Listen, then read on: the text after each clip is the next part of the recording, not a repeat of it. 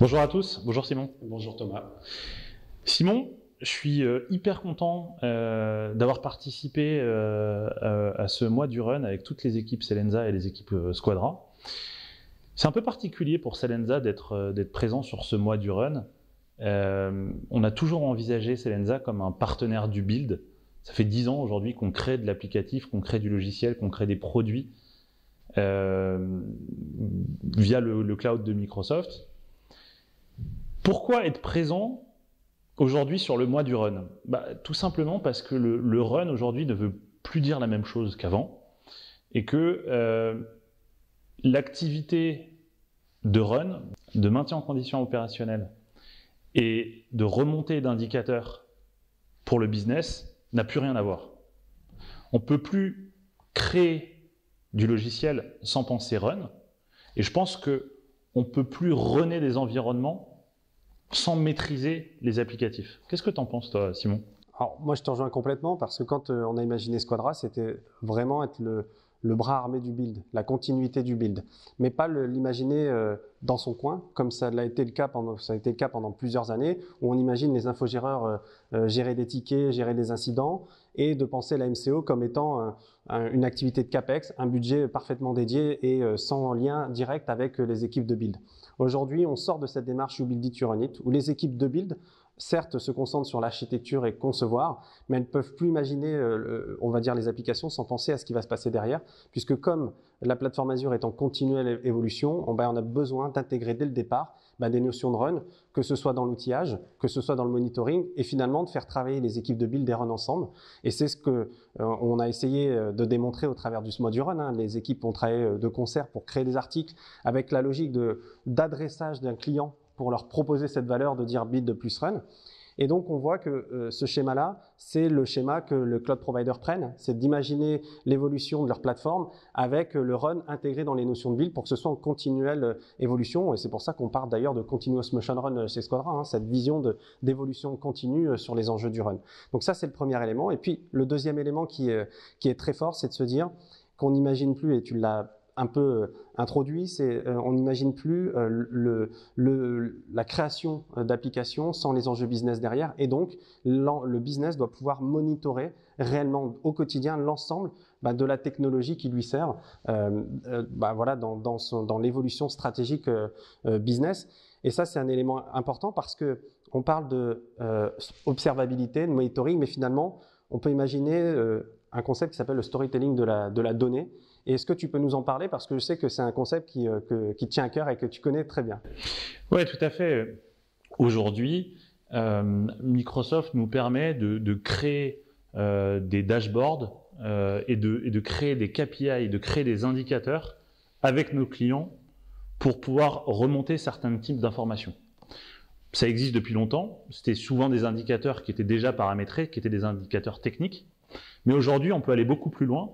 Et les équipes de run peuvent être un vrai partenaire business de nos clients. On peut définir des indicateurs avec eux.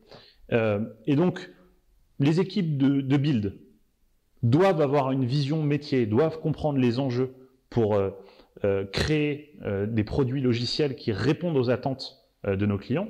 Mais les équipes de run doivent aussi avoir ce prisme business pour définir des indicateurs qui vont venir remonter des informations qui vont elles-mêmes découler sur des décisions stratégiques de la part de l'entreprise. Comment faire évoluer tel type de plateforme, pourquoi changer tel type de fonctionnalité, même aller plus loin, peut-être même opérer des changements sur l'interface même de certains de leurs produits logiciels.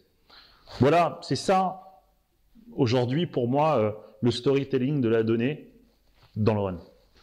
Je te rejoins complètement. Il y a deux éléments qui sont complémentaires à ça, parce que quand on parle de storytelling de l'ensemble des données, il y a deux cas d'usage qui viennent naturellement, c'est la sécurité. Comment on monitore et qu'on opère l'ensemble des éléments de sécurité d'une plateforme cloud Microsoft, et c'est l'enjeu majeur de ces 3 prochaines années. Et puis, il y a le deuxième élément, c'est le management financier de sa plateforme. Parce que, OK, on a les enjeux business, mais il y a aussi la transformation du modèle CAPEX, qui était de dire, on en parlait tout à l'heure, l'infrastructure a un coût, et puis on l'étale sur plusieurs années, à une infrastructure ou une plateforme OPEX, où on monitore au mois le mois en fonction des services qu'on utilise, et donc des optimisations financières qu'on va pouvoir faire, ou même intégrer les éléments financiers dans un business model. Et donc ça, c'est aussi des éléments qui sont intégrés dans la vision de run, c'est que lorsqu'on build, eh bien, si on a dès le départ cette démarche DevOps, SecOps, hein, on parle vraiment de cette approche-là, eh bien, on peut imaginer builder l'ensemble de ces indicateurs pour la sécurité également financière, et pour ensuite emmener tout ça vers finalement une notion en mouvement de ce qu'est le run, hein, qui est de l'évolution continue de la plateforme, pourquoi pas du rebuild d'éléments, et c'est là aussi où finalement les équipes travaillent de concert sur ce sujet. Puis un dernier élément, je voulais t'interroger, c'est sur la partie outillage. Parce qu'effectivement, après, il y a le quotidien. Les clients attendent énormément sur la partie SLA, engagement. Est-ce que ta vision, toi, du build et du run là-dessus, notamment sur Squadra, est-ce que tu as vu aussi les éléments sur ce sujet auprès de tes clients? Oui, tout à fait. Je pense que le run de plateforme n'appelle pas les mêmes compétences qu'au préalable. Forcément, lorsqu'on build de l'applicatif cloud natif, ou lorsqu'on migre des applicatifs stratégiques de nos clients dans le cloud, on les modernise et ça fait appel à des compétences importantes sur le cloud et particulièrement sur le PaaS. On a démarré nos activités sur le PaaS d'Azure il y a une dizaine d'années, il y avait quelques fonctionnalités. Aujourd'hui, Microsoft livre chaque année un grand nombre de features, un grand nombre de fonctionnalités et continue à investir massivement pour toujours démontrer à leurs clients qui sont un partenaire de transformation et qu'on peut s'appuyer sur leur technologie pour continuer à se transformer. Mais ces fonctionnalités, ce cloud, il doit être maîtrisé non seulement par les équipes de build, mais aujourd'hui, les équipes de run doivent absolument maîtriser ces fonctionnalités-là.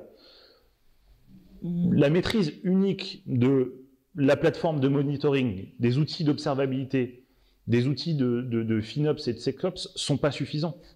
Tu es d'accord avec ça, Simon? Oui, je suis parfaitement d'accord parce qu'en fait, ce qui va arriver derrière, c'est que si on les éclate, ces outils, ben on va reproduire un modèle où on a éclaté les différents dashboards, alors qu'aujourd'hui, dans l'écosystème Microsoft, dans les outils, on est en capacité de tout monitorer, ne serait-ce aussi que monitorer les autres clouds, notamment je pense à des technologies comme Azure Arc, qui permet de monitorer l'ensemble des services multi-cloud et également on-premise. Donc ça, c'est un exemple de solution de Microsoft qui permet, en suivant l'évolution du client, d'intégrer tous ces éléments. Et puis, il y a un dernier point, c'est de se dire qu'en fait, sur ces outils, après, il y a au quotidien, c'est comment les utilisateurs vont pouvoir aller solliciter le support, récupérer ces éléments et monter par eux-mêmes aussi l'ensemble des indicateurs. Donc, je pense que pour revenir et pour conclure finalement sur ce mois du run, c'est l'observabilité. On voit, c'est l'ensemble des éléments qui vont permettre de monitorer et de faire parler la donnée. Le deuxième, c'est les outils qui vont permettre de gérer le day-to-day du run. Donc, c'est vraiment gestion d'incidents au quotidien et réagir et être proactif parce que ça, c'est un élément important. Et puis, le dernier point, c'est d'arriver à encadrer la partie sécurité et la partie financière dans un ensemble global qui n'est plus aujourd'hui géré par les financiers d'une entreprise. Je suis bien d'accord avec toi, Simon. Je rajouterais juste un point, c'est les people. Comme je l'ai dit, aujourd'hui, ça nécessite... runner des plateformes, ça nécessite des compétences pointues et ça nécessite une horizontalité très large. Et d'ailleurs, aujourd'hui, nos équipes respectives nous l'ont démontré. Elles ont réussi à consensuellement créer du contenu sur ce mois du run et elles ont fait un excellent travail et je suis sûr qu'elles feront un excellent travail en collaborant avec nos clients respectifs dans le build et dans le run des plateformes de nos clients. En tout cas, merci Simon, merci d'avoir suivi cette vidéo et si vous voulez retrouver le contenu de tout ce mois du run, vous pouvez le trouver sur le livre blanc que vous pouvez télécharger en commentaire de cette vidéo. Merci à tous.